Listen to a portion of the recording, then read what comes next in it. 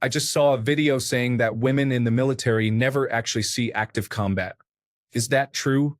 Also, in the comments, men were talking about how useless women were in the military. I am not very feminist, so I am not upset about this, but it did make me really curious. Story 1. I am a Marine, Iraq War veteran, former police officer, and former county and federal corrections officer. I have been in struggles with suspects. I do not care if I am downvoted. I am not here to participate in fantasy. There are absolutely women out there who are great in all the professions I listed and have been in. Some are certainly better than many males. I just have not partnered with one yet, personally. Specifically, in Iraq, I was in an all-male unit. The very last thing I wanted to worry about in Iraq was if I go down, the person I am with would not carry me out of there. More of my experiences have been on the law enforcement side. In every struggle I have been in with a bad guy, if I was paired up with a female, I usually had to fight it out with that person, essentially one-on-one, until a male officer arrived. Every call for help in a correctional setting, I was out the door in a flash to help the other officer. Most of the women were hesitant. I know female officers who have both had their firearm taken away from them and been choked out by a suspect until nearly dead. Both miraculously survived. Both quit the next day. Maybe my experiences were coincidences. This does not mean women do not have their place or worth, or that some can fight it out with the boys. It is just not the norm. I am not saying it is fair. Maybe it is just biology and tens of thousands of years of human history. Men are generally better built for this type of work. When I am about to go hands-on with somebody, I need my partner 100% in that fight and doing more than talking on the radio or spraying the suspect and me with oleoresin capsicum. This usually requires trying to stall until I can get a male officer to show up. It is what it is. Story 2. It is not that they did not find themselves in harm's way from time to time. They did and still do. But until they were allowed into combat arms, those scenarios were convoys, indirect fire, or the few odd instances they happened to find themselves in. There is a big difference between going on a patrol versus riding in a gun truck on a convoy or taking a random rocket or mortar round. The few women who have actively seen combat are an exception to the rule. As much as women deal with difficulties in the military, they still receive preferential treatment. I have served in instances that were all male as well as in instances that were co-ed. I have served with great people and poor performers of both genders. I did not personally have a problem with them so long as they tried and put in effort while doing their job. Women generally struggle to fit in socially because they do not truly know what it is like to be treated equally to men, so they still expect to be treated as women on a pedestal. They also tend to struggle in the fitness category. Anyone who tells you strength does not matter is mistaken or comes from a different branch of service. I do not recall seeing many women carry a 27-pound machine gun with a pack in excess of 80 pounds through the mountains for 12 to 20 miles. I do recall seeing many women fall out of a simple 3-mile hike carrying nothing more than a backpack and get placed into the back of a military vehicle. Some men fell out too. Those men were humiliated relentlessly for it as well. Story 3. Typically, though not always, they get cozier deployments. For every 30 who complete Infantry 1 Alpha training for females, only 1 to 3 of them at best actually pass it. The issue most men have with women in the military is that they are held to a lower standard. If we are both in the infantry and the physical standard a male is held to is higher than the standard a female is held to, are you saying in combat what is needed of a woman is not the same as a man? This has since been changed under the current administration so that all frontline and combat jobs will have a singular fitness standard.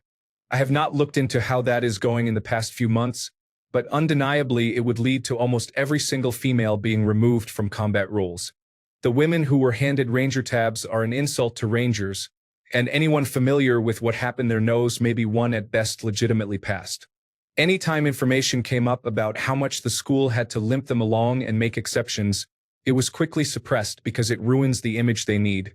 In short, I do not care if a woman is in the military, but the physical standards should be universal in all Air Force specialty codes and military occupational specialties.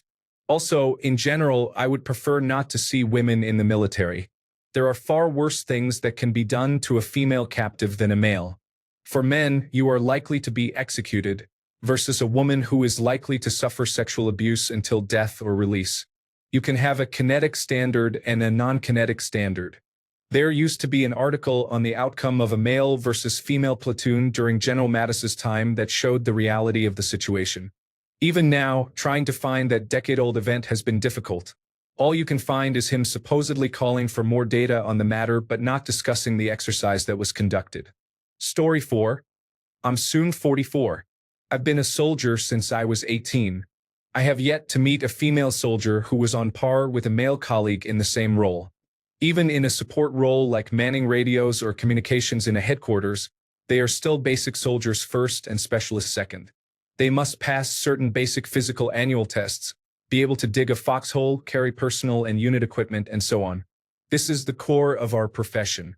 To this day, I have never seen female soldiers on par with male soldiers. I have, however, seen significantly older male soldiers from support units outperform younger female soldiers from combat units.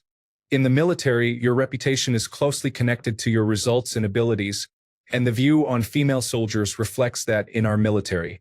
Story 5. I'll weigh in. Nearing retirement in the United States Air Force, I have had extensive experience working with each of the other military branches, government agencies, and other countries' armed forces. Women do see active combat. Ashton Goodman comes to mind because I knew of her, but many other women have seen combat and perform just as well as men. They are not useless or less capable. Anyone who has been under fire will tell you that physical strength and bravado count for nothing.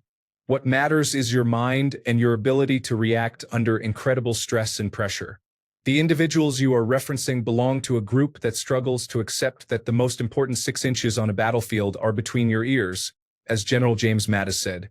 I have seen people freeze when they hear the whistle of an incoming mortar. I have also seen people lose all military bearing. I have seen more who react appropriately. I have not seen any difference between males and females when those times come. Story 6. Some of them were really cool and great additions to the units I was in. Others were not. The same can be said for men, though. The key is meeting the standards and looking out for the other people in your unit. Story 7. I honestly do not care as long as they meet the standard. There are equally poor-performing male soldiers and equally poor-performing female soldiers. It is what it is. I think the main issue is that we are highlighting and focusing on gender and race versus the actual person and what truly defines them. I would not care if a dolphin somehow got a waiver to serve, as long as it is competent and can meet the standard, then go ahead. Stop focusing on gender and race as it adds to the problem. The enemy does not care if you are male or female. They just see an American enemy. Story 8. I have zero qualms with women in the military. Many service members do not see combat. There is more to war than infantry, so there is plenty of room for people with different skill sets. I dealt with many difficult people while I was including both men and women. Story 9. I served in Iraq in the 1st Unit to assist against the Islamic State of Iraq and Syria in 2016. We were artillery, so not much time in direct combat, but we had over 500 kills during the deployment and lived in the sand. We had one air conditioner, which only cooled the Tactical Operations Center for the first 6 months. Basically, it was difficult. We had one female out of about 150 of us, who was a short, small lieutenant. She wore body armor and carried an M4 rifle like the rest of us. She was a boxer and would spar with some of us, but if shots were fired at us, she was immediately on the radio with her M4. Women can pull a trigger just like men. She couldn't drag a man like I could, but few of us wanted to fight her hand to hand. Everyone on base respected her. Women have a place in combat, perhaps not every combat role, but many. I trusted her leadership and capabilities, but our artillery rounds weighed as much as she did. She couldn't carry that equipment 5 feet into a breach while maintaining a rate of 2 rounds per minute. I wouldn't want her as loader when we were firing rounds, but I would trust her with my life to get me out of a bad situation with small arms. Story 10. Like I said, when responding to another person's post in this thread, I have a great deal of respect and admiration for the women who decided to try to get into combat arms. It takes a lot to thrive in that environment. But in reality, I am not a fan of it. They were all great individuals worthy of respect. The infantry is not about equality and fairness. It is about combat effectiveness. There is a concept that is lost on many people who have not been in the military and is still lost on some who did serve. Mission accomplishment is the highest priority. Comes before troop welfare. Comes before equality and fairness. It should come before everything. Combat effectiveness and sustainability are of the utmost importance. If an experiment degrades either of those two things, then you are sacrificing mission accomplishment for something some politician somewhere decided was important. Story 11. Very few people in the military see active combat.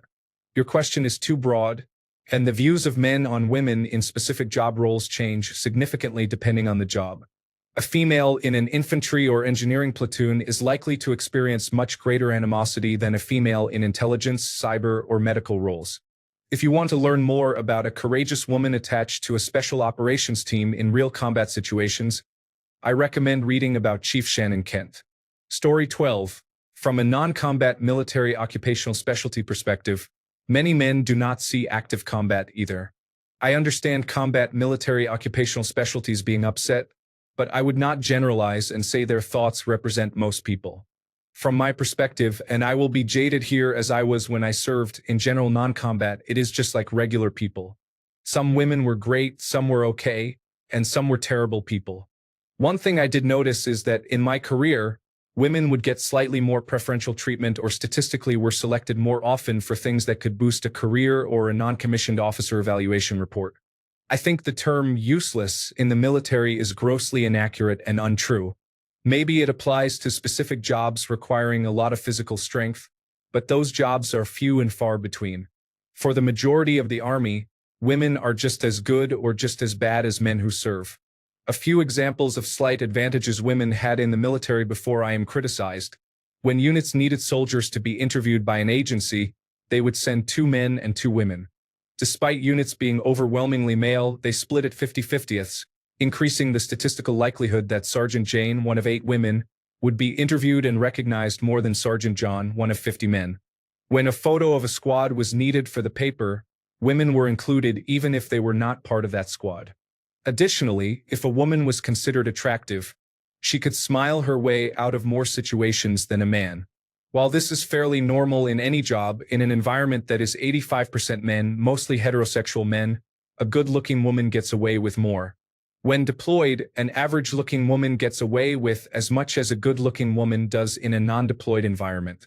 On the other hand, some disadvantages women face in the military include the fact that there are exponentially more male leaders than female leaders in the high echelons. This is not the fault of the women who served, but likely the result of good old boy politics where male evaluators and raters overlook female soldiers. The outspoken tall white men stand out as leadership material. Women face the same challenges and probably more when it comes to professional growth in the military. I am not fully informed on sexual assault rates, but I would be surprised if it is lower than other jobs. If I had a daughter, I would never suggest she join the military. During deployment, I saw the difficulties women faced, including being catcalled and needing to move in buddy teams for safety inside the wire from their own military teammates. It was unacceptable but necessary. These are just one man's thoughts. I do not take mine as generalized, but I certainly do not think women were useless. Some of my best leaders were women and some of the worst, just as with men. Story 13. There are women who see active combat, but this is a very small number. Generally, women are not seeking that type of military occupational specialty anyway. My perspective is from the Army. I was in an artillery unit, so the only women I interacted with in my unit were in supply and administration jobs, and they were competent in their roles. Story 14. I think women are too coddled by society. I wish the military would impose more gender-neutral rules, so women are held to a more equal standard. I do not know exactly how that would look, but the military has its own issues surrounding gender, and I believe those will be resolved over time.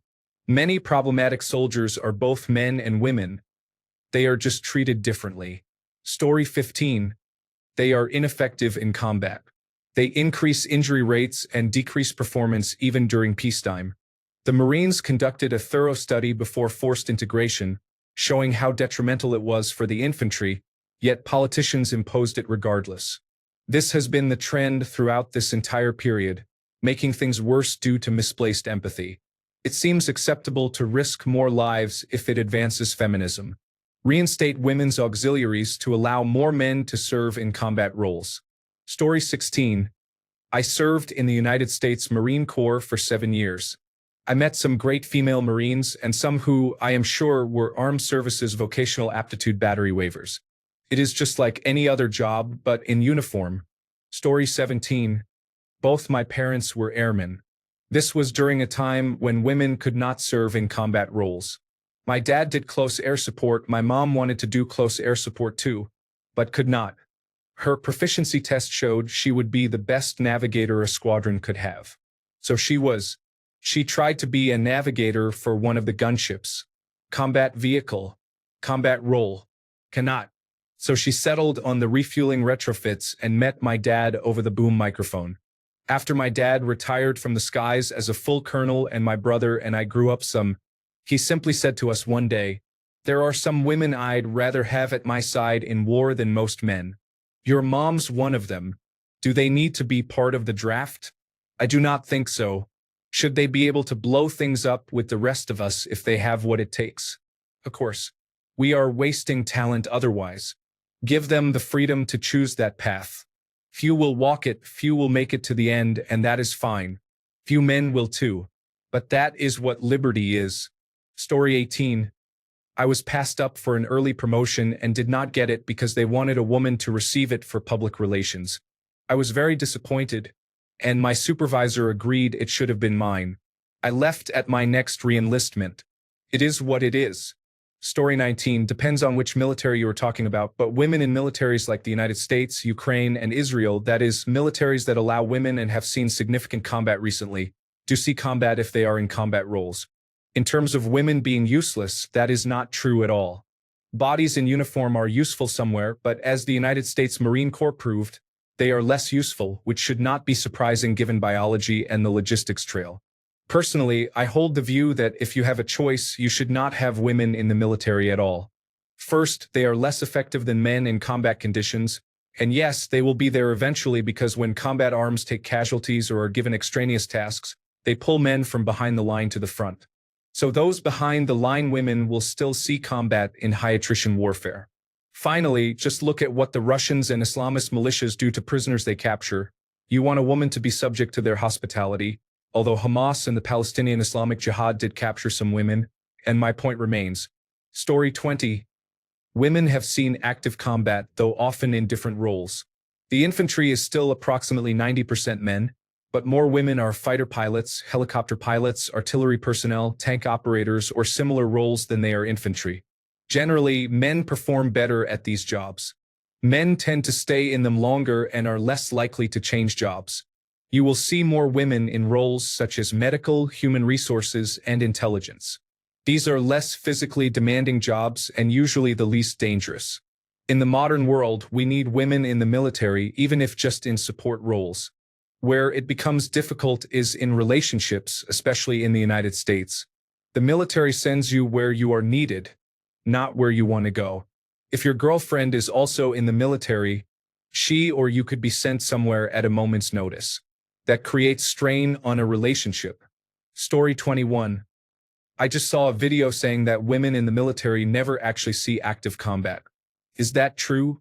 Not always, but in most cases, yes. Story 22. I was in 25 years ago, during the September 11th attacks and the start of the Iraq War. In 2004, a few months before I got out, I had to qualify with a rifle. It's a mixed group of people from all over the base. One day, we were doing what we do best, hanging around waiting. A bunch of us were talking about our units, military occupational specialties, and so on. This female E3 at one point was bragging about having deployed to a combat zone, Iraq at the time. I want to say she was claiming to have been in actual combat because at one point another E3 turned and quietly told the group of about 5 or 6 people standing where I was, "She's not being truthful." She stayed way in the back and drove some flag officer around the base. Never left the wire. There was and still is plenty of exaggeration about people's service. That woman is probably a Chief Warrant Officer 5 now. hidden away in some office because she keeps failing upwards.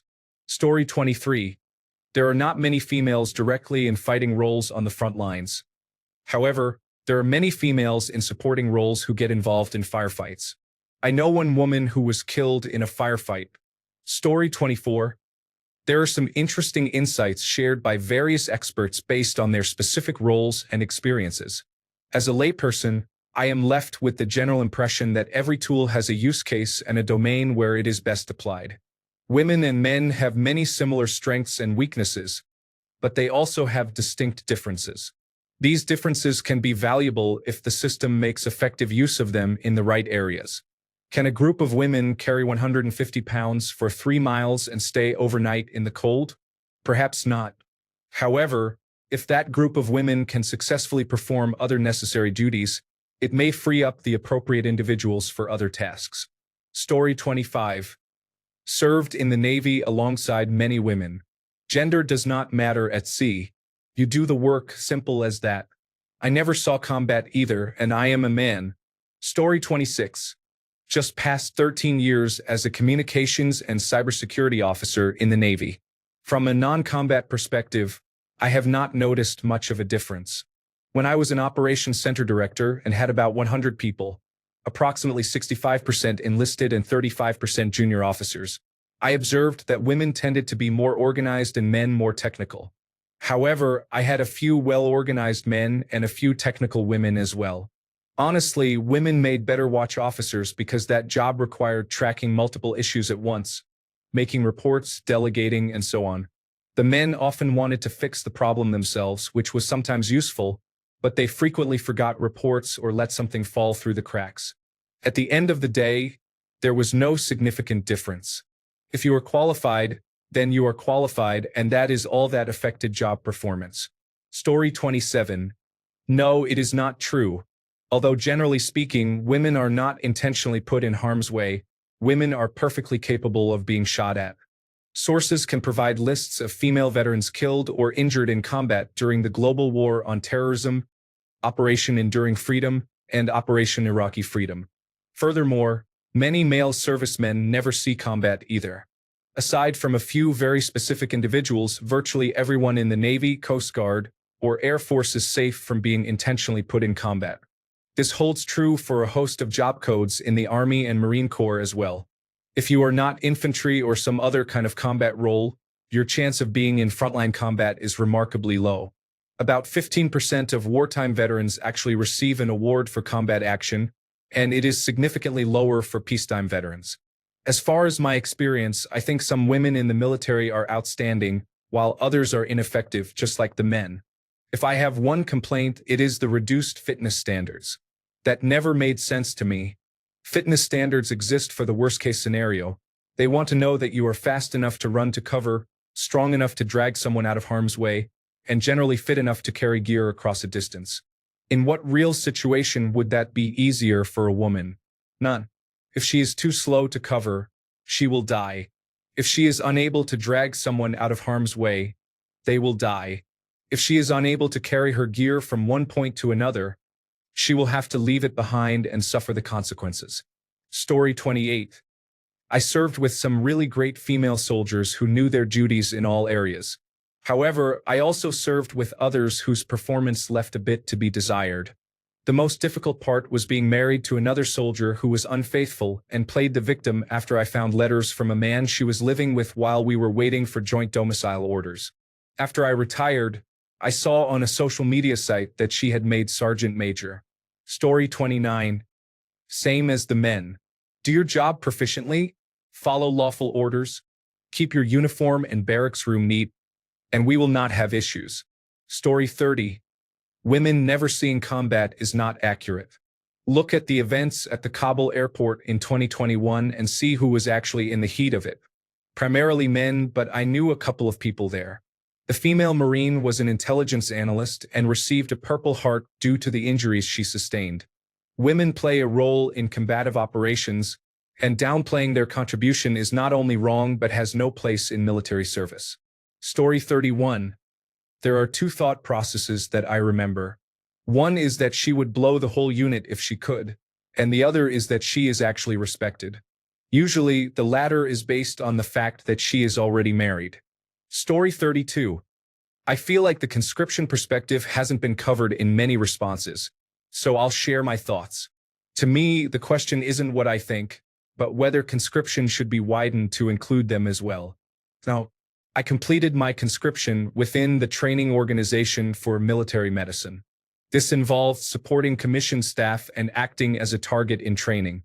We had 4 rooms of women volunteers, totaling about 30. I'll let you guess how many finished the stretcher march, a mandatory part of the curriculum. It's a 20-kilometer march carrying a loaded stretcher and your own gear.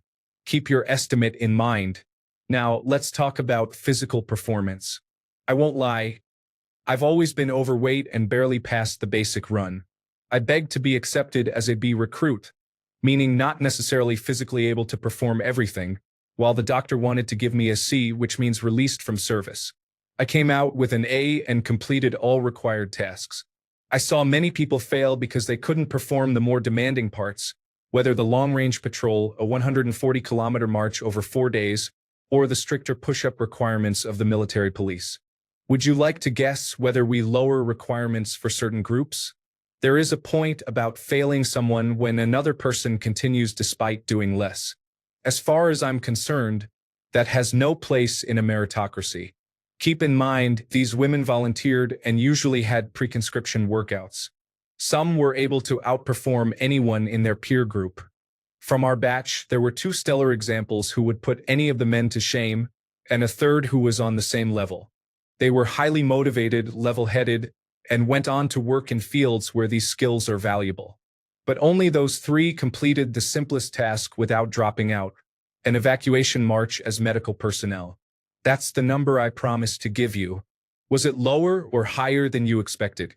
If faced with a situation where Russia became aggressive and conditions worsened, would you prefer medical staff capable of performing that march or not? We will discuss once requirements are harmonized across police, military, and other organizations. The only group that has not adopted lowered standards is the fire department, which currently has fewer than 10 women serving out of 3,000 men. Women definitely have a role, but we need to stop giving special treatment or promotions to create role models, as is done now. Then there's the issue of psychological bias in prioritizing aid and triage when a woman and a man are both screaming for help. What's interesting is the overcorrection if you tell them in advance that this bias exists. Well, I mean, funny in a sad and dark way. Story 33, romance and fraternization are real problems because of human nature, but performance-wise, per capita, the range is the same for women and men. One of the best soldiers I ever knew was female.